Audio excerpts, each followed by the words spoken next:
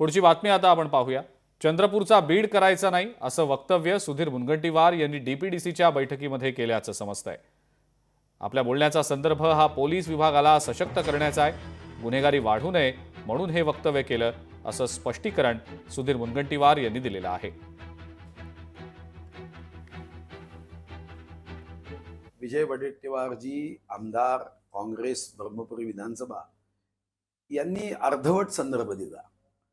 बीड होता कामा नये याचा अर्थ या संदर्भामध्ये बीडमध्ये ज्या सरपंचाच्या संदर्भातली निर्गुण हत्या झाली, अमानुष हत्या झाली, मानवतेने सुद्धा शरम करावी अशी घटना झाली। बीड जिल्ह्याला अशा पद्धतीने अर्धवट संदर्भाने साऱ्या बीड जिल्ह्याबद्दल प्रश्नचिन्ह निर्माण करण्याची आवश्यकता नाही।